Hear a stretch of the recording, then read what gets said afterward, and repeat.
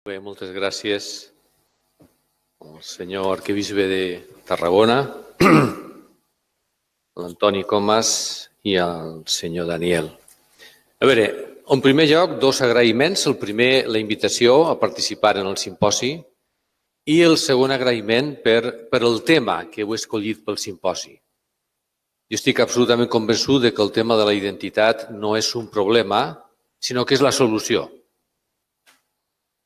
Parlar d'identitat de l'escola catòlica no és una qüestió difícil, és un repte, però és un repte interessant perquè és on trobarem la font inesgotable del que hem de fer ara y en el futuro. Bien, la educación católica de la autocomprensión a la significatividad. Detrás del título lo que hay es una primera consideración, y es que depende de lo que seamos, seremos significativos o no, y la primera pregunta siempre es por el ser. Porque es el ser el que nos determina completamente nuestra presencia en adelante. A veure si funciona. Ja. Ho tenim ahí, pero aquí no ho veig. Bueno, en primer lugar hablaremos un poco de qué es esto de la problemática de la identidad. Hay malos planteamientos de la identidad. Uno de ellos es pensar que la identidad es contraria al cambio. Entonces, la identidad hay que conservarla y el cambio hay que desarrollarlo. O bien considerar que la identidad está en contra de la creatividad, porque la creatividad supone abrir nuevos caminos y la identidad es una especie como de conservación. Otro de los errores de planteamiento del problema es considerar que la identidad es un límite. Yo puedo hacer muchas cosas, pero solamente hasta aquí. Porque como estoy en una escuela católica, pues entonces hay cosas que no puedo hacer ni pensar. O bien que la identidad está en el censor o en el control. Todos estos planteamientos parten de la base de que la identidad es algo que hay que preservar, como si fuera un tesoro que hay que esconder en algún sitio. A mí me parece que este planteamiento es un poquito erróneo. Es como si la identidad estuviera aquí y la vida funcionara por aquí, y con la vida tenemos que ir a algunos sitios que a lo mejor desde la identidad no podríamos ir. Todos estos planteamientos creo que nos limitan un poquito. Interesante será que acudamos a la etimología de la palabra identidad. Como todos sabemos, la palabra identidad viene del latín, de esta maravillosa palabra que es una combinación entre idem y ens. La identidad etimológicamente, aunque venga del tautotes tautetos griego, que significa repetir lo mismo, en latín le ha añadido la identidad en el ser, que es una perspectiva realmente interesante. Por tanto, la palabra identidad nos habla de dos cosas muy importantes. La identidad es algún tipo de permanencia de algo. Segundo, lo que permanece está en el ser. Esta potencia de la etimología de la palabra identidad nos va a dar muchas pistas para el camino. La mismidad viene del griego y los latinos le añadieron que esa mismidad está en el ser. Una perspectiva verdaderamente interesante. Tener identidad es ser reconocido. Y tú puedes estar más mayor, más calvo, más viejo, más anciano, pero cuando hablan contigo te reconocen. Vuelven a estar con el que estuvo antes. La cualidad de ser reconocido. Y de hecho, cuando vamos a un sitio que ha perdido su identidad, decimos, es que yo no me reconozco en este sitio, ¿no? Es interesante. Por eso la identidad marca una cierta continuidad con el pasado. No puede haber identidad sin conexión con algo que ha existido antes. La identidad tiene que ver con la tradición, que sabemos que la palabra tradición tiene que ver con la entrega, algo que se transmite y que se da. Pero lo que más me interesa subrayar es que eso que se mantiene y que te hace reconocible está en el ser. Porque esto me lleva a la última conclusión, importantísima. No solamente la identidad admite el cambio, sino que la identidad exige el cambio. De otra manera, si yo soy educador católico, educador cristiano en este momento, ese es mi ser. Eso se concretaba en que en mi colegio, igual hace 40 años, había misa diaria. El ser es educador cristiano, el hacer, el estar, es hacer la misa diaria. Yo en este momento soy educador cristiano. ¿Debo mantener aquella forma de estar? ¿No seré más fiel desde mi ser de educador cristiano situarme en qué pastoral y evangelización tengo que hacer hoy en este contexto secular? Por tanto, para seguir siendo educador cristiano y responder a los retos de los tiempos, yo tendré que cambiar. La gran cuestión es que la identidad exige cambio. Segundo, no todo cambio es fiel a la identidad. Y este es el gran reto que tenemos en la escuela católica. ¿Qué cambio es el que tenemos que hacer para seguir siendo fieles a nuestra misión? Este es el gran reto. Por eso yo siempre planteo esta cuestión. ¿Estamos igual o somos los mismos? Esa para mí es la gran pregunta. ¿Estamos igual o somos los mismos? Ojalá no estemos igual porque seguimos siendo los mismos. Y los cambios que se nos han exigido y que hemos llevado a cabo han procedido de nuestra fidelidad en el ser. Este es un poco mi planteamiento. A ver, que ahora no... Vamos a...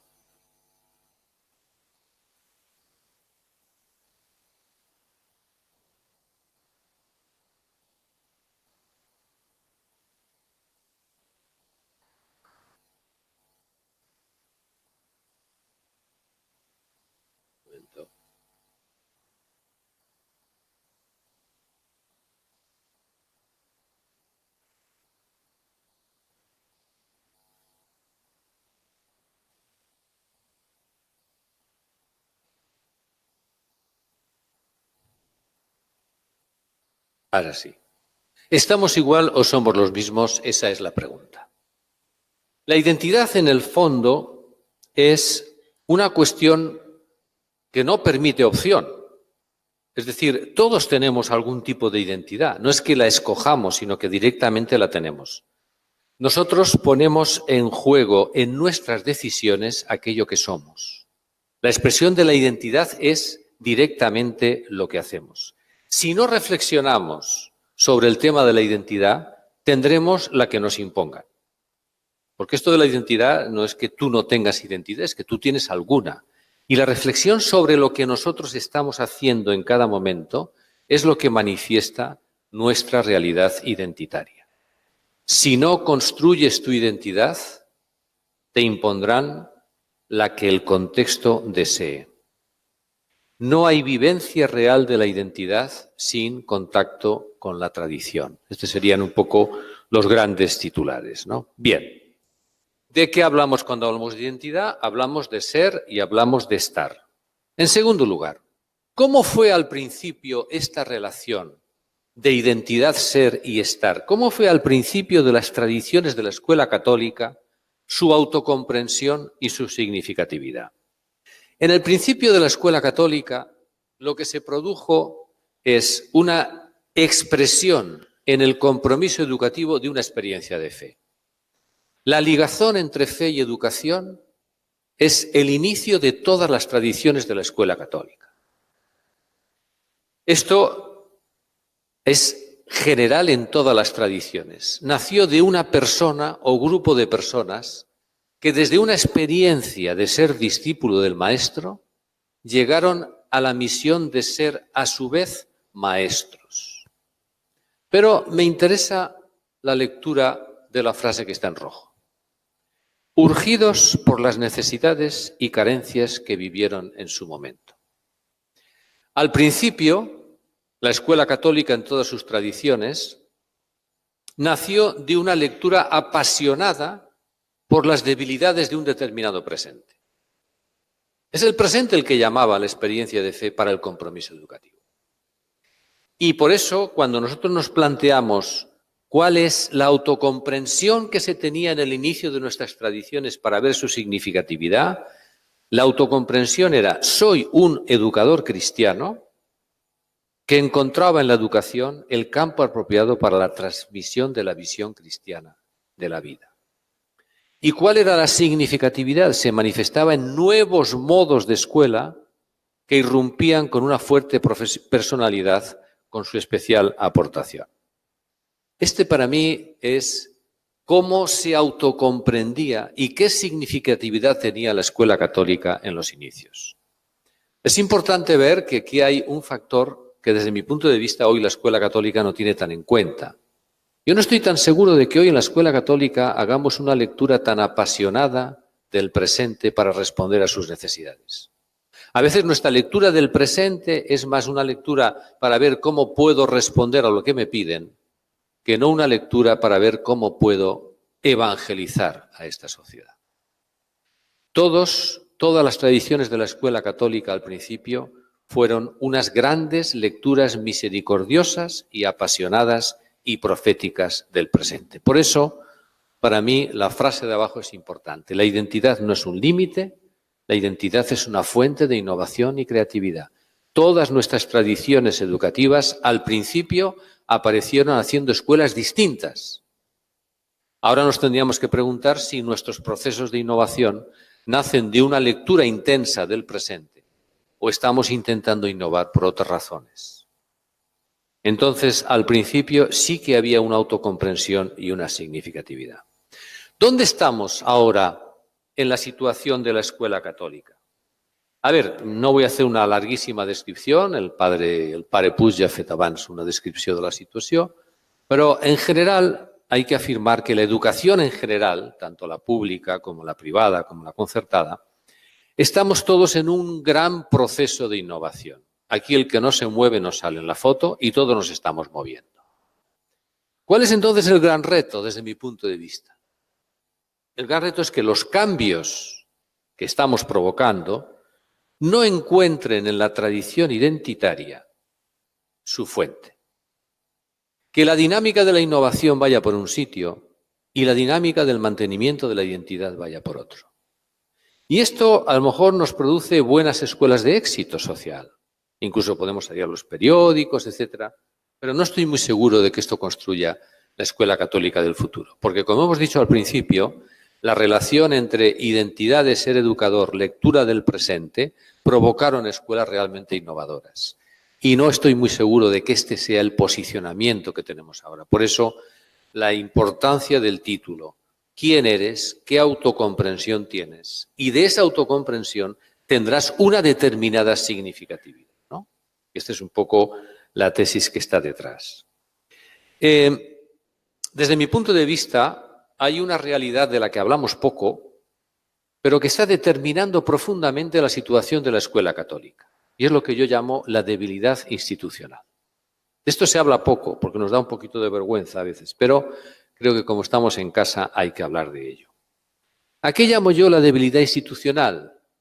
Llamo a la debilidad de aquellas organizaciones que fundaron, inspiraron, desarrollaron y extendieron lo que hoy entendemos los colegios católicos.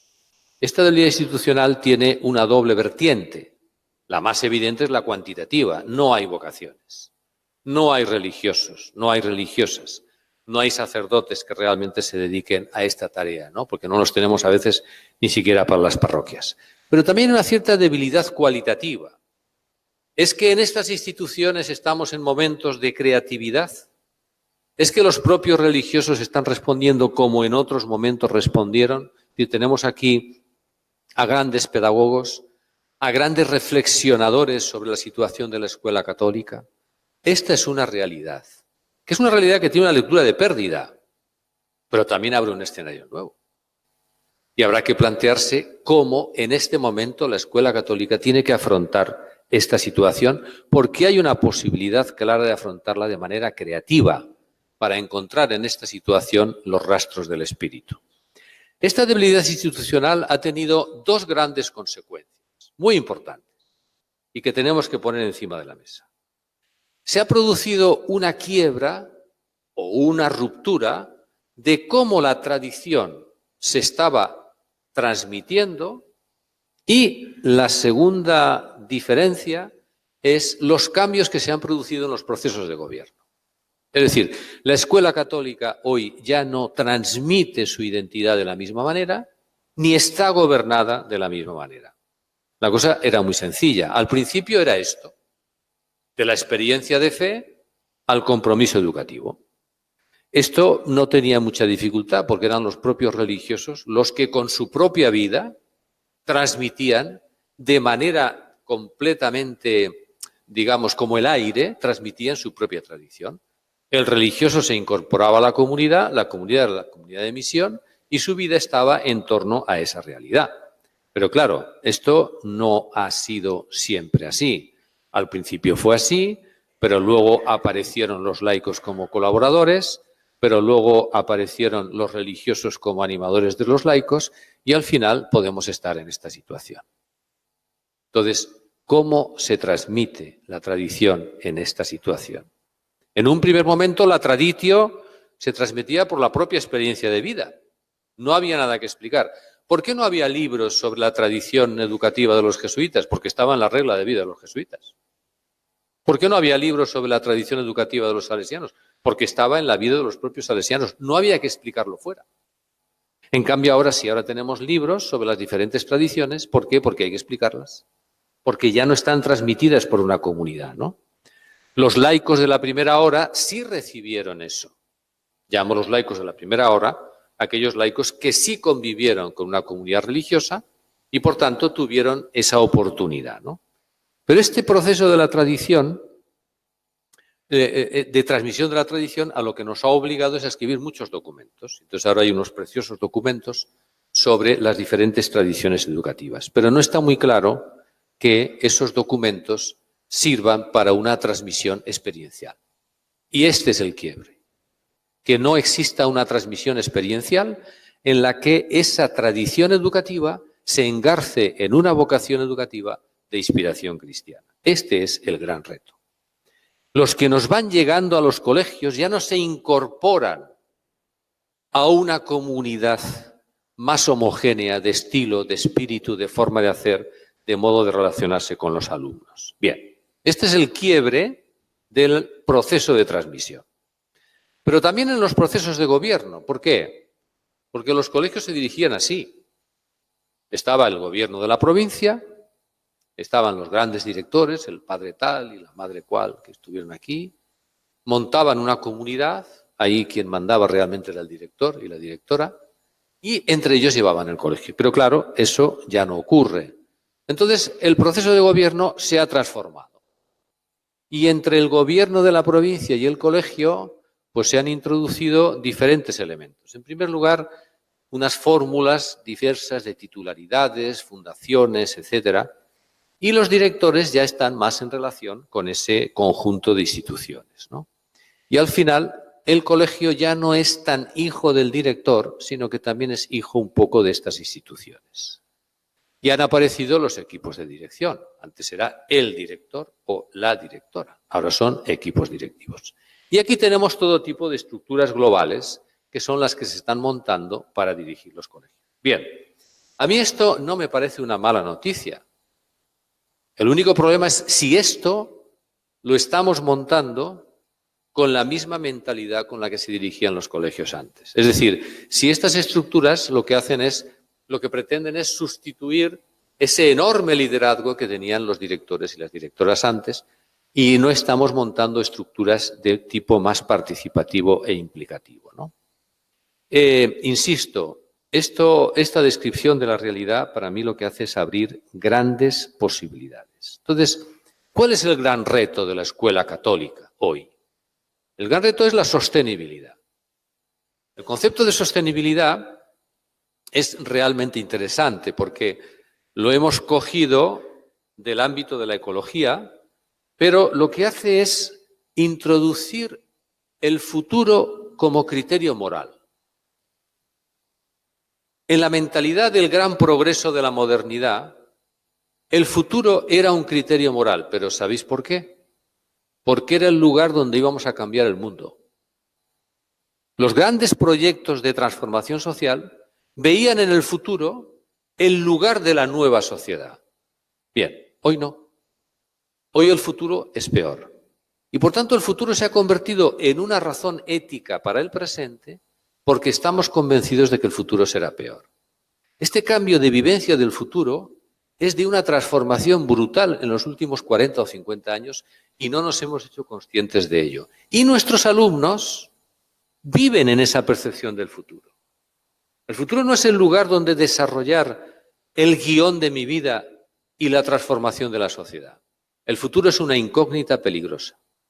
La sostenibilidad significa tomar hoy las mejores decisiones para el presente que aseguren el futuro. No toda decisión del presente asegura el futuro. De otra manera, concretándolo, ¿es que las contrataciones que estamos haciendo hoy en la escuela católica aseguran el futuro de la identidad? Esta es la pregunta. ¿O estamos haciendo contrataciones para un presente que nos exige titulados de inglés? No sé si me explico.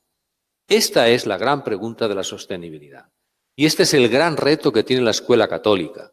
Por eso pongo, hay que asegurar un futuro mejor. Hay tres grandes, digamos, ámbitos de la sostenibilidad, ¿no? ¿Cómo vamos a hacer sostenible el proyecto? ¿Cómo vamos a hacer sostenibles a las personas que encarnan el proyecto? Y está en orden, está en orden. ¿Y cómo vamos a hacer sostenibles estas organizaciones desde el punto de vista organizativo, directivo, organizaciones en red, económico, etcétera? Nos solemos fijar mucho aquí. Hacer sostenible la organización, que el colegio sea rentable. Y de hecho las instituciones que se van creando, que hemos puesto ahí entre las fundaciones, etcétera, lo primero que se dedican es asegurar que el colegio esté ordenado, que esté... Pero, ¿y qué pasa con la sostenibilidad del proyecto? ¿Y qué pasa con las personas que tienen que encarnar ese proyecto? Por eso las decisiones del presente tienen que tener la perspectiva de esta sostenibilidad. Bien, seguimos avanzando. ¿De qué hablamos cuando hablamos de identidad? ¿Cómo fue en el principio y dónde estamos? Y para ir concluyendo, ¿cómo afrontar hoy el reto de la identidad? Que esto es lo que realmente nos interesa. Bien, la identidad no está en los documentos. La identidad está en las decisiones que tomamos. Esto es así. Dígame usted qué criterios ha utilizado para organizar su horario, para preferir asignaturas, para contratar a profesores o para organizar la convivencia de sus alumnos o para comunicar su significatividad a la sociedad. ¿Cómo comunica usted su significatividad? Dígame usted qué decisiones han tomado y yo le diré qué identidad tiene. Esto para mí es muy importante. Por eso, para iniciar un itinerario que nos permita hacer sostenible la identidad, necesitamos tres cosas. Primero, tener una visión global de qué es la escuela, que la hemos perdido. Segundo, analizar qué orientación deberíamos dar a cada uno de los elementos, el ente tan complejo que es la vida de una escuela. Y en tercer lugar, instalarlos en el ser educadores cristianos. Para mí estas son las tres condiciones para entrar en procesos de sostenibilidad de la identidad. La identidad está en primer lugar en el ser. Entonces, ¿ustedes qué son? ¿Nosotros qué somos? ¿Nuestros profesores qué son? Profesores, educadores, docentes, creyentes, enseñantes, funcionarios. ¿Cómo se define? La identidad está en el hacer. ¿Qué decisiones tomamos en nuestros centros? Piensen ustedes. ¿Cuáles han sido las últimas decisiones más significativas que han tomado en sus centros? Analicen esas decisiones y vean qué hay detrás. Están buscando ser significativos. ¿Cuáles son las fuentes de esas decisiones? ¿Cuántas decisiones son hijas de un posicionarse como nuestros fundadores se posicionaron, con una pasión por el presente, desde un compromiso de fe, ir a buscar lo que ese presente necesita para vivir realmente la presencia de Dios? No estoy muy seguro de que este sea el posicionamiento que nos ponemos, porque pensamos que eso no nos va a llevar a responder a las necesidades del mercado. Mi opinión es totalmente contraria. De esa fuente va a nacer una nueva escuela, que evidentemente tendrá en cuenta las aportaciones de la psicología, las aportaciones de la didáctica, por supuesto, como lo hicieron también nuestros fundadores, ¿no? ¿Cómo funciona la escuela? Mi afirmación es la siguiente. La escuela es, en primer lugar, una institución cultural. Esto lo olvidamos. La escuela es una institución cultural. El espacio de la escuela no está ni en los servicios públicos, ni en la sacristía, ni en las parroquias, aunque las parroquias tengan escuela. Ni son un espacio del ministerio, ni son un espacio del Estado. No, no. La escuela es una institución cultural. Y esta perspectiva la tenemos que recuperar absolutamente. En el fondo, ¿qué es la cultura? No una visión, digamos, elitista de la cultura, sino una visión más experiencial de la cultura. Pues la cultura es el conjunto de conocimientos, creencias, costumbres, valores, normas, instituciones y formas de vida que están presentes en la sociedad y que sirven para dar sentido a la vida de sus miembros. Con algún ejemplo lo van a tener ustedes muy claro. ¿Ustedes consideran que el valor sacrificio está disponible en la cultura actual? Yo creo que no. ¿Ustedes creen que el valor renuncia está presente en la cultura actual? Yo creo que no. Segunda pregunta. ¿Cómo esperan ustedes que nuestros alumnos asuman el valor sacrificio si no está disponible? ¿Qué valor está disponible hoy? Sé tú mismo, eres libre, elige. La cultura es lo que está disponible en cada momento. Segundo ejemplo. ¿Qué modelo de familia está disponible hoy en la cultura para que nuestros alumnos puedan desarrollar un proyecto de familia? Pues no hay uno, hay 50. Y además todos bajo la tolerancia con el mismo valor de significación de sentido humano. Esta es la cultura. La cultura no se juega en si uno distingue la pintura de Monet de Manet, no. La cultura se juega en la simbología disponible en cada momento en la sociedad para que sus miembros vivan. Esta visión de la cultura es importantísimo porque al final, ¿la escuela qué hace? La escuela es la mediación entre la cultura disponible que hay en cada momento histórico y lo que esa sociedad considera pertinente transmitir a los alumnos y desarrollar en sus vidas. Si la religión no es una realidad valorada,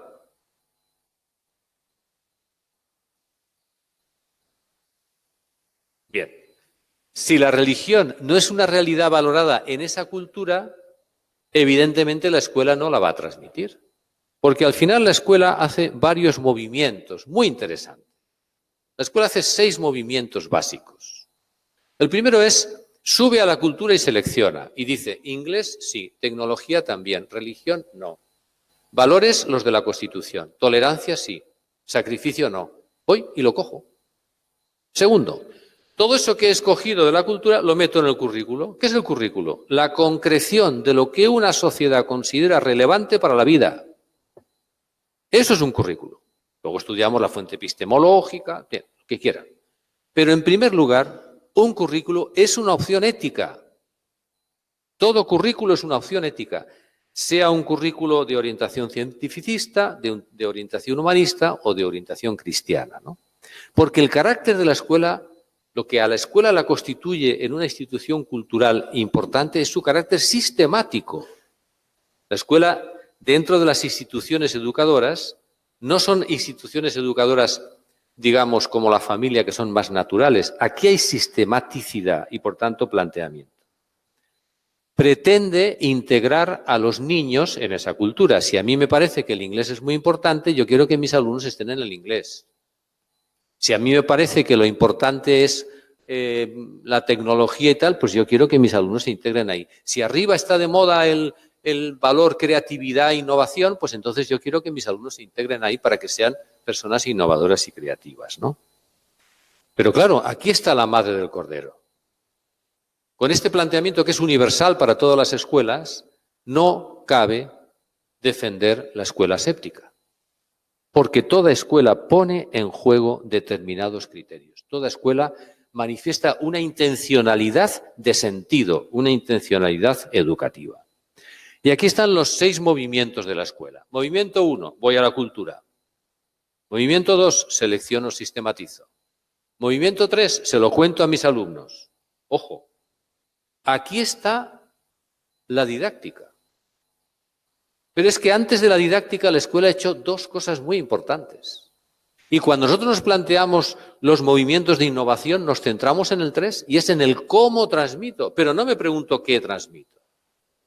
Y aquí hay una posibilidad inmensa de profundizar en la sostenibilidad de la escuela católica. La innovación del número 3 es fundamental. Això que deia abans el pare Puig, ¿no? Pues hay que pintar las paredes y tirarlas tal y poner ordenadores. Pero eso está aquí. ¿Y esto? ¿Y lo de arriba? ¿Dónde está? ¿Dónde está una lectura profunda por parte de la escuela católica?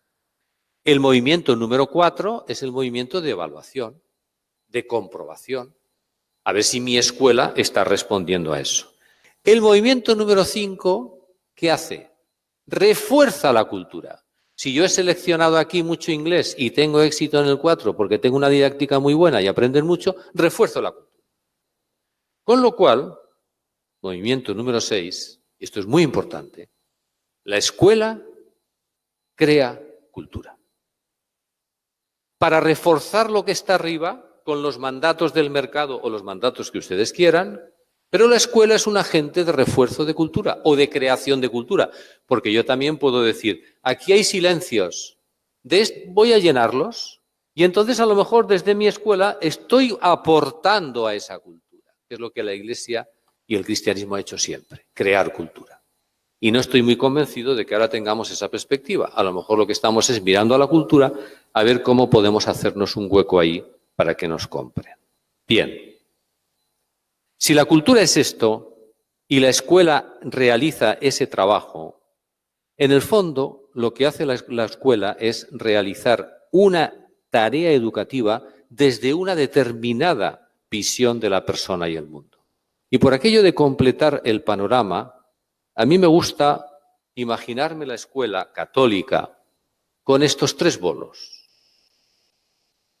Porque al final yo todo esto, ¿cómo lo canalizo? Porque el alumno es el que está aquí abajo.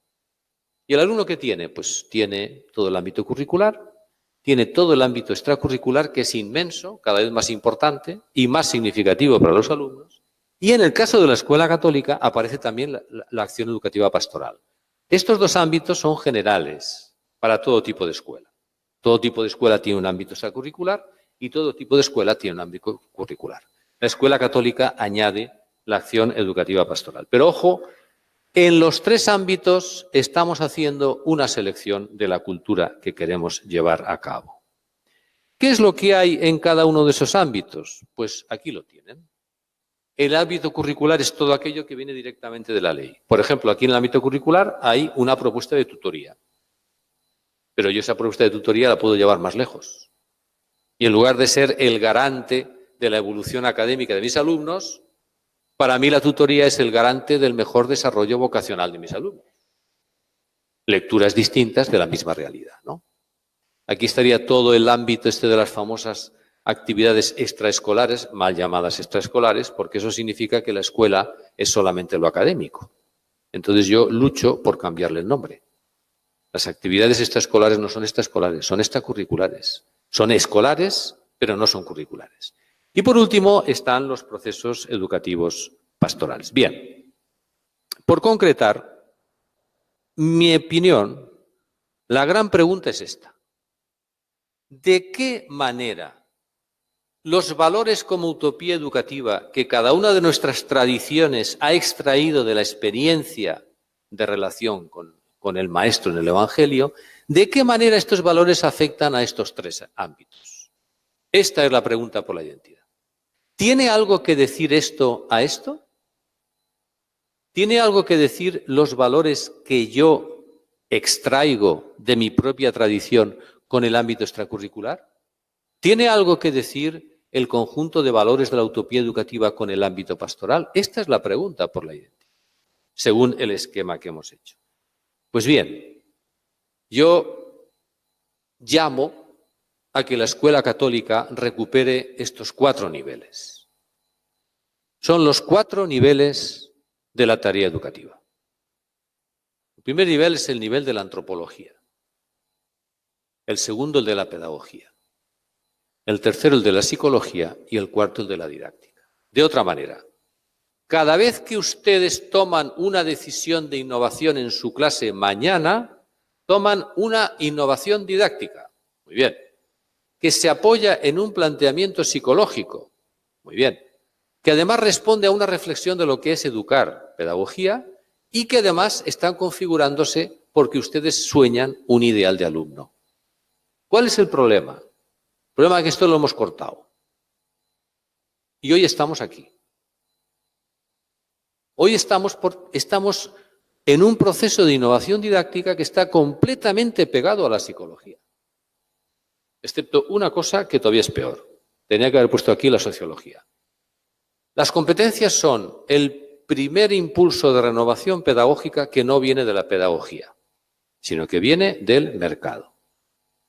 Y no tengo nada en contra, pero tenemos que saber de dónde vienen. Las competencias no han nacido, así como, por ejemplo, el aprendizaje conductivista viene de la psicología, constructivista, perdón, no conductivista, viene el otro también, viene de la psicología, no. Entonces, al final, ¿qué ocurre? Nosotros estamos jugándonos aquí. Cuando viene un señor y nos explica los modelos de inteligencia, es un psicólogo. Luego las tenemos que ajustar un poco, ¿no? El problema para mí es que en las decisiones nos hemos saltado esto, que es donde más incide elementos de la identidad. Aquí está. Porque en el fondo esto es una secuencia. Y la secuencia parte de la antropología. ¿Qué hombre, qué mundo quiero construir? Se va a la pedagogía y según eso digo qué es educar. Este es el proceso. Y según qué es educar, voy a ver qué me dice la psicología, que dice cosas muy interesantes, y al final aterrizo en una didáctica. Este proceso, desde mi punto de vista, hay que recuperarlo. Y si se recupera, pues yo creo que en los tres ámbitos hay caminos para desarrollar la identidad de manera sostenible. Primero, ¿qué pintaría la identidad en el ámbito curricular? Clarísimo, dar sentido. Dar sentido. El drama de la cultura actual es la separación entre contenido y sentido. Aprendan mucho, pero ¿para qué? Que sepan mucho, pero ¿para qué? Este es un drama. La disociación entre lo que enseñamos y el sentido de lo que enseñamos. Y aquí yo propongo que el diálogo fe-cultura no se reduzca a diálogo de teólogos y filósofos. El diálogo fe-cultura se lleva a cabo cuando un profesor de biología explica la vida en clase de biología. El diálogo de fe-cultura se juega cuando un profesor de sociales explica cómo está el mundo. Y explica cómo está el mundo desde la Laudato Si o desde el libro de texto. Ahí es donde se juega el diálogo fe-cultura. El diálogo fe-cultura es cuando en clase, directamente, en la enseñanza artística, se hace enseñanza artística para desarrollar solamente la creatividad como un elemento de manifestación personal y no se le explica al niño que desde la educación artística llegas a la trascendencia. No a la trascendencia de Dios, a ser trascendente. Ahí es donde se juega el diálogo fe-cultura. Y ahí es donde se juega la identidad de los colegios, independientemente de que recemos al principio de clase o no. Esta tarea no la estamos haciendo. Y esta tarea la hicieron todos nuestros fundadores. No manejaron la cultura para evangelizar, evangelizaron la cultura. Repito, no utilizaron la cultura para evangelizar, evangelizaron la cultura. Y ese es el reto de la escuela católica, evangelizar la cultura, que significa comunicar a nuestros alumnos la visión cristiana de la vida. Porque tenemos todo el derecho para hacerlo. No el derecho legal, que es otra cosa. Tenemos el derecho cultural. En el ámbito pastoral, ¿qué vamos a hacer? Tenemos que tomar nota de que hoy, como educadores cristianos, estamos en una sociedad completamente secularizada. No podemos seguir pegados a ningún atisbo de planteamiento de cristiandad. Hay que ir a una evangelización carismática y eso hay que ver qué significa. Y en tercer lugar, en el ámbito extracurricular, que lo solemos tener a veces en manos de empresas privadas, de los padres, de esas cosas residuales, que es un elemento muy importante, debería ser el lugar de preferencia de determinados valores directamente cristianos, más proféticos. Por desarrollarlo de manera un poquito rápida, y voy terminando con esto, no se debe decir esto porque ustedes se piensan que voy a acabar y todavía me quedan 10 minutos. En primer lugar, el objetivo sería rescatar y recrear los contenidos como un medio de proporcionar la cosmovisión cristiana a nuestros alumnos. Miren, los que me conocen saben que he dedicado muchísima parte de mi vida a la enseñanza religiosa escolar. Mucha. He escrito libros y congresos y todo lo que ustedes quieran. Y la he defendido. Es más importante en la escuela católica intentar transmitir la cosmovisión cristiana por medio de las áreas que dar la batalla de la clase de religión. Que hay que darla, yo no digo que no haya que darla. No pongamos el foco solamente en eso. Pongamos el foco en esto. Se ha citado aquí la tradición jesuítica o cualquiera de nuestras tradiciones. Cuando se coge la Ratio Studiorum, que nació en el siglo XVI, de los jesuitas, la pretensión es crear cultura cristiana, que es lo que la Iglesia ha hecho siempre. Yo pongo el ejemplo de mi amiga y admirada Adela Cortina, que ha conseguido crear cultura cristiana.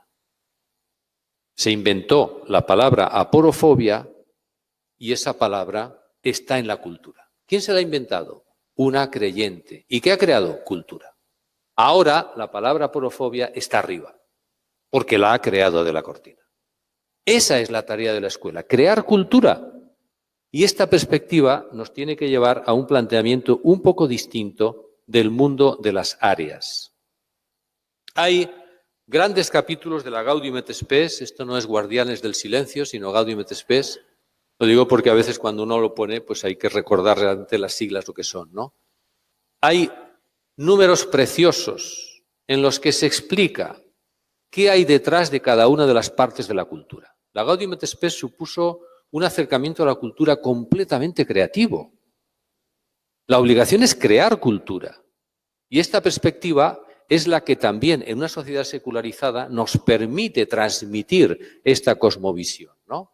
Ahí tienen ustedes ejemplos, que haya miles, en sociales, en biología, etcétera, ¿no? Por poner algunos ejemplos más concretos, ¿no? ¿Por qué no hablar del valor de la vida en ciencias? Solamente habla del valor de la vida el de religión. El de ciencias examina de la célula. ¿Por qué no utilizar la geografía para explicar cómo está el mundo? No. El examen de geografía es sobre los ríos de África y luego viene la campaña de Manos Unidas a decir que África está mal. Pero se han examinado de los ríos de África como si en África no pasara nada, ¿no? Esta disociación entre contenido y sentido me parece dramática, ¿no? ¿Por qué no enfocar la educación física al servicio de la aceptación del propio cuerpo? Y así podríamos seguir. ¿Por qué no abrir a la trascendencia? Pero no la trascendencia de Dios. La expresión artística es que te trasciendes a ti mismo, eres más de lo que tú has creado. El que creó es la creación que hizo aquel es más de lo que él pensó hacer. El éxtasis que te puede producir la impresión, que te puede producir una obra estética, es una apertura de que tú no eres solo cuerpo, de que tú no eres solamente ciencia, que hay otra cosa. Y déjalo ahí, luego vendrá el de religión y ya hablará de que en ese terreno está Dios. Pero no. El de artística solamente crea tú mismo, crea tú mismo. Son oportunidades que estamos perdiendo. Bueno, por hacerlo más rápido, en el ámbito extracurricular esto es muy fácil. Es imprescindible recuperar este ámbito con un carácter profético. Aquí deberíamos desarrollar fundamentalmente los valores sociales, los valores de relación con la naturaleza y los valores artísticos, huyendo de las exigencias del mercado, no dejando este ámbito como si no fuera el importante educativo. Este terreno es muy importante. ¿Y qué diríamos para terminar de la acción pastoral? Pues tomarnos en serio de verdad que somos educadores en tierra baldía, que no hay tradición. Eso no nos exime de ser educadores cristianos. Por eso, de los lenguajes moralistas al espacio interior, que es el gran espacio de entrada hoy. Deberíamos pasar del discurso dogmático, que no tiene ninguna significatividad, a la narración testimonial e implicativa. Deberíamos pasar de la mucha palabra a la escucha. Jesús con los discípulos de Emaús. medio camino escuchando y solamente 5 minutos hablando. Nosotros hablamos todo el camino y al final preguntamos si han entendido. Este no es el camino. Hay que escuchar a los jóvenes, por muchas chorradas que digan. Y en esa escucha está la cercanía. Y no respondamos tan rápido. Caminemos con ellos en la duda. Como les digo a mis alumnos de filosofía, si tenéis alguna duda, yo os la amplío. Si no tenéis ninguna duda, hemos terminado el curso. De la dirección al acompañamiento. Este es un planteamiento absolutamente claro de los signos de los tiempos. Y esto nos obliga a cambiar completamente nuestros esquemas pastorales. No podemos contar cuántos se confirman. Tenemos que contar a cuántos estamos acompañando en su itinerario de fe. ¿Es que solo tengo 5? ¡5! ¿O es que Jesús tenía 5.000? ¿Es que ya no hay grupos de confirmación? No, esa no es la pregunta. ¿A cuántos alumnos de bachiller estás acompañando en su proceso de fe? Ninguno. Vale. Del mensaje grupal a la radical personalización. Hoy el acompañamiento tiene que ser completamente cercano. De la acumulación de respuestas a la pregunta, al misterio, a la duda. De la revolución a la solidaridad. Por aquí van los estilos de una pastoral que se tome en serio ser educadores cristianos en un contexto como el que estamos viviendo. Y por último, de la transmisión a la construcción de la identidad. Esto me parece muy importante. Qué difícil es construir una identidad con las simbologías de sentido disponibles en nuestra cultura. ¿Qué simbologías de sentido tienen disponibles nuestros alumnos? ¿Y qué simbologías estamos haciendo nosotros? ¿Queremos competir nosotros en el colegio y hacernos youtubers como los de fuera? Error. Nosotros no estamos para competir con eso, estamos para crear palabras significativas. En este sentido, una recomendación. Vamos a perder la revolución espiritual que se está produciendo en el siglo XXI, como perdimos la revolución social y la revolución de la mujer. La revolución espiritual que se está produciendo, ¿la va a llenar el mindfulness o la va a llenar la tradición católica? La revolución espiritual que se está produciendo, ¿la van a rellenar espiritualidades difusas o la va a rellenar la tradición católica? Aquí hay un reto enorme, inédito e inesperado del siglo XXI. Nadie esperaba que el siglo XXI fuera a ser un siglo tan íntimo y tan espiritual y tan vacío al mismo tiempo. ¿Vamos a perder esa revolución? El diálogo fe-cultura en la escuela significa responder de manera clara y contundente al gran desafío. ¿Tenemos algún sentido que transmitir? Porque cantidad de conocimiento nos vamos a dar. Y aquí estará el relato que nos diferenciará y nos hará significativos, como fueron significativos. El problema, y cierro como he abierto, es que tenemos que elaborar una lectura misericordiosa, profética de nuestro presente, para ser significativos, como fueron nuestros fundadores. Al final, la educación es esto, sentido y relación. Estos son los dos pilares de la educación. Y de esto, la tradición cristiana sabe mucho.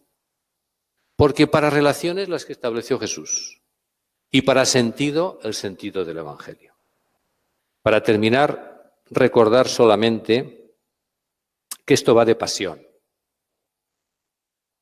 Esto va de pasión. Esto va de vocación. Y otra tarea que deberíamos hacer es alimentar la pasión y la vocación, compartirla, cuidarla y recrearla. Muchas gracias.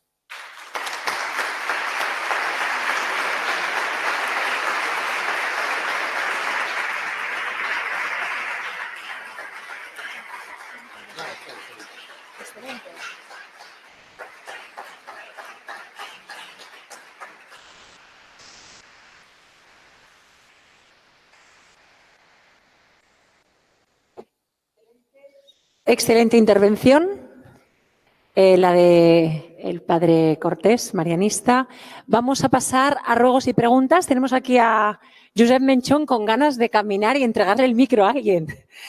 Así que levantamos la mano, el procedimiento para los que no estaban antes, levantamos la mano, el señor Menchón va con el micrófono y se identifican nombre y apellido y de qué escuela, fundación o de dónde vienen. ¿De acuerdo? Pueden levantar las manos.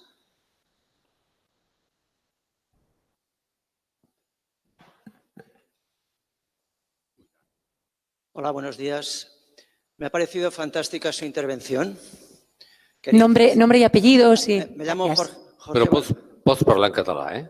Bueno, me expreso casi mejor en castellano. Ah, molt bé. Quería felicitaros, soy Jorge Bardavío, trabajo en un instituto en Lliçà d'Amunt, cerca de Granollers. Y como profesor de religión noto a veces que falta un modelo de persona, falta saber que queremos construir seres más equilibrados, más serenos, más sensatos, más abiertos a la esperanza, más con ganas de vivir, capaces de aceptar sus limitaciones. Eso es lo que muchas veces noto que falta. Falta estar convencidos de esto, estar convencidos de que el camino cristiano nos lleva por esta senda, ¿no? Cuando estamos convencidos, yo creo que es mucho más fácil comunicar esa pasión, esas ganas de vivir y de llevar también la cruz. Y en ese sentido, pues quería felicitarlo porque he entendido que es por ese camino el que hay que seguir. Y bueno, nada más, quería compartir esta reflexión. Gracias. Muy bien, muchas gracias.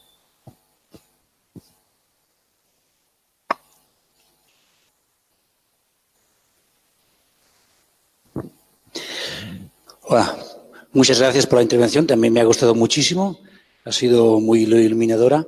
Soc Modest Jou de FEDAC i la meva pregunta és, tot el que els ha explicat, totes les escoles estem en una línia de reflexió i de crear una narrativa nova de la nostra missió pastoral a les escoles, de crear un clima diferent i enllaçant amb una part que ens ha parlat l'Enric Puig a la primera intervenció, de la necessitat de realitzar tota aquesta tasca en comunitat i de les dificultats que es trobem sovint en els claustres de les escoles de crear un sentit de pertinença i una vinculació profunda en aquesta identitat per poder realitzar aquesta predicació de la bona notícia, aquest carisma que ens deies, fer-ho tots junts. Ens podries il·luminar alguna estratègia per crear aquesta necessària esperit d'equip per anar tots a la una cap a aquest camí que ens proposes? Moltes gràcies. Gràcies. Sí, jo crec que hi ha estratègies molt clares però que no les fem. I és plantejar preguntes. El procés en una escola és important començar sempre per les preguntes. Tu què fas aquí? Jo soc professor. Professor de què? De socials. I què fas? Per què fas aquesta selecció del currículum? Com estàs fent això? Quina conseqüència té el que tu estàs explicant i aprenen els teus alumnes? Quina conseqüència té en la configuració de que ells demà aniran i visitaran Àfrica o visitaran París o estan llegint què ha passat amb el Trump o què ha passat amb el president de Brasil, no? Si tu comences per les preguntes del fet educatiu, eleves el nivell de reflexió del professorat i arribes immediatament a aquestes preguntes. Realment, la meva selecció del currículum i la metodologia que jo estic fent servir a l'escola tenen molta repercussió. Ara bé, quins criteris tens tu per a aquesta selecció? Aquest. Doncs mira, jo tinc uns altres. És aquesta idea de món, la Laudato Si, que l'entén tothom. Què faríem a l'escola si la Laudato Si fos realment la visió cristiana de tots els que estem aquí? És un procés de pregunta intel·ligent sobre la tasca de donar classe i de ser professor. No hi haurà comunicació de la identitat amb un document, que a més de vegades és una arma. Escolta'm, que el caràcter propi diu això. Escolta'm, bueno, bé, això és la il·lusió, el caràcter propi és la il·lusió d'un que arriba a una escola. Procés de fer preguntes intel·ligents sobre les conseqüències que té el ser professor del que sigui. Aquest és el camí. És un camí lent. És un camí que no estem acostumats. Perquè el missatge als professors és anem a fer un claustre d'innovació. I ve un de fora i el primer que diu és esteu fent les coses molt malament. I després diu, jo no sé què és un nen de 13 anys, però el que has de fer demà a classe és això. I no hi ha processos de reflexió ni de que realment els professors tinguin una mirada real i clara del que significa ser professor del que sigui. Aquesta és la meva recomanació. Ara, no és un pla de formació a l'ús, que venen els ponents i diuen i expliquen. No, és un procés que ha de liderar l'equip directiu o les fundacions aquestes que tenen. D'aquesta reflexió sortirà un projecte nou, estic segur, i serà innovador. I després anirà a buscar l'aprenentatge cooperatiu, però al servei de la pregunta del sentit. No sé si m'he explicat.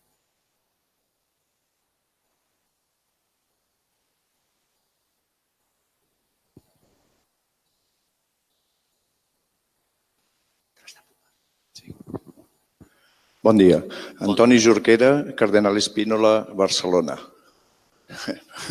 Primària.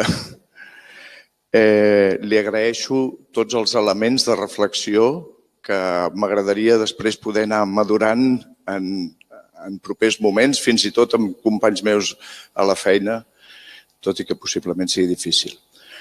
Però jo pensava, els pares, en la seva voluntat de portar els fills a l'escola, moltes vegades tenen aquestes preguntes sobre la identitat. Ells potser no s'ho formulen així, però a quina escola portaré el meu fill que sigui un bé per ell? Voldria portar-lo a una escola cristiana, una escola catòlica, una escola que volgués el seu bé, que el fes créixer correctament. I els pares no es trobaran mai amb tots aquests elements de reflexió, que són propis dels professionals, de l'escola, dels mestres, etc. La meva pregunta és si ens podria donar algun element, algun fet, algun aspecte que ajudés a discernir quan els pares van a l'escola i pregunten si aquesta escola és catòlica, si és cristiana, en què es nota. Evidentment, totes les escoles saben molt de vendre's. Què hauria de trobar un pare que l'ajudés a discernir que aquesta escola, que es diu cristiana, que es diu catòlica, aquesta escola sí que ho trobaré. I en aquesta, malgrat que s'ho digui, no ho trobaré. Jo crec que el que ens falta és una narració. Jo crec que la identitat no està en el substantiu, no està en l'adjectiu. Si tu tens una narració de l'escola, tu contes. Què feu aquí? Perquè quan els pares venen a l'escola diuen què tenen anglès? Quantes hores fan d'unes altres assignatures en anglès? Escolta'm, jo aquí el que tinc a l'escola és un pla d'educació de la comunicació. Elevar el discurs, no concret. No tenim una narració, tenim definicions i a vegades no tenim més que un adjectiu. Però jo crec que, per exemple, una narració, i jo crec que la narració realment interessant de l'escola catòlica és laica. Fixa't. La narració és laica, perquè jo la puc posar al mig de la societat i l'entenen i a més la valoren. La meva proposta és fer una narració a partir de l'educació integral, no com a paraula, no com a paraula. Tu tens muntada l'escola a partir de l'educació integral o no? Perquè si la tens muntada l'escola a partir de l'educació integral, tu tens una narració. Què feu a l'escola? Doncs miri, aquí fem l'educació del silenci, perquè és clar, en aquesta societat, miri, aquí el que fem és que ens interessa que els alumnes tinguin una molt bona relació amb la naturalesa. I llavors fem aquestes coses. I aquí tenim una finestra al món, que és tot allò que fem en socials i tal. És una narració. I aquesta narració té una manifestació directa en les coses que es fan a l'escola. Això és, des del meu punt de vista, la concreció de la identitat. No, què ens diferencia? No, jo no tinc cap interès en fer una diferència. Jo tinc interès en ser jo mateix. I després ja vindran les diferències, perquè potser, si jo soc el que soc, tinc moltes coses en comú amb els altres, no tinc cap preocupació. El que passa és que la meva proposta anirà sempre una miqueta més enllà, però no perquè jo busqui directament la diferència, sinó perquè es produeix la diferència. Si tenim una narració de l'educació integral concreta, no teòrica, i mire, i l'horari és aquest, sap per què? Perquè és que a nosaltres ens interessa molt que tinguin 5 minuts de pensar en si mateixos. I la tutoria la fem així per això i per l'altre. Explicar l'escola a partir de l'educació integral. I fas el recorregut de les dimensions. Miri, per nosaltres en l'esport no tenim molta competició, ni la porta una empresa externa. L'esport el portem nosaltres, perquè pensem que és molt important que l'esport sigui això i no l'altre. I ara què fem? La pregunta és, què tenen esports? Sí, i tant. Què tenen tecnologia? I tant, què tenim? I nosaltres no tenim una narració qualitativa i estem intentant posar l'escola catòlica al mig de la societat des d'una narració quantitativa. Tenim de tot. Què més vol? No sé si m'explico, no? Jo crec que hi ha una possibilitat de crear una narració més qualitativa que sigui realment que sigui un camí de l'escola i que, a més, sigui una narració diferenciadora. Per ahí aniria la reflexió, que és una reflexió ben interessant, aquesta. Però, esclar, has de tindre també una realitat, perquè si no tens una realitat, no tens una narració, no?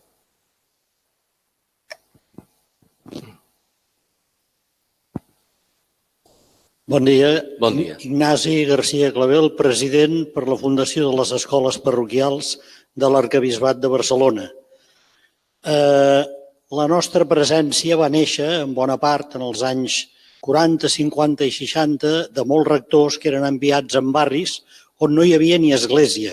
I el primer que es preocupaven era de fer una escola, veient les deficiències d'un sistema educatiu com el de la dictadura, tan imperfecte i tan poc, diríem, constructor de persones.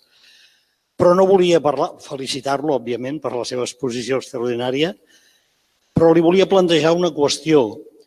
Tenim en aquests barris molta presència d'altres religions en aquests moments, especialment de l'islam. I, tot i que nosaltres afirmem el nostre caràcter propi, sobretot a vegades damunt del paper i no prou en la vida quotidiana del centre, aquests pares i mares, molts d'ells accepten venir a les nostres escoles amb respecte i nosaltres també els respectem amb ells. Tanmateix, ara es produeix una nova petició i és que en una escola concreta m'ha passat d'un barri que deixem entrar a persona qualificada, no l'imam de turno, sinó persona qualificada per ensenyar a ells, en els seus alumnes, l'islam. Nosaltres, de moment, ens hem mantingut en la reflexió, en la conversa, en el anar madurant i no hem passat d'aquí. Voldria saber un criteri sobre aquest tema de vostè. Gràcies. Moltes gràcies. Bueno, això és una grandíssima oportunitat, però grandíssima oportunitat. Jo vaig fer un treball fa 4 o 5 anys amb la Congregació de les Filles de la Caritat, que tenen a Madrid, i vaig viure a Madrid molts anys, un col·legi al carrer Martínez Campos, no sé si coneixen Madrid, allà al mig, al costat de la Castellana. Tenen una escola que té pràcticament 40 nacionalitats i el 80% immigrants. I van fer un treball molt interessant de com seria l'educació religiosa en una escola amb aquestes condicions. Al meu entendre, i és un tema tan important i tan interessant realment com l'anterior, al meu entendre no és una bona solució portar l'imam. Però això mereixeria una reunió una miqueta amb més temps, no? Però és un debat interessantíssim perquè jo crec que hi ha una grandíssima possibilitat. De fet, jo crec que el fenomen religiós actualment, al segle XXI, pot ser una trobada interessant de recuperació cultural. Però si la pregunta és si l'imam, jo crec que no. Però, en fi, això mereixeria una reflexió molt més profunda, no? Última pregunta. Mi nombre es Antonio Jimeno, soy profesor de Biología y Geología y autor de libros de texto.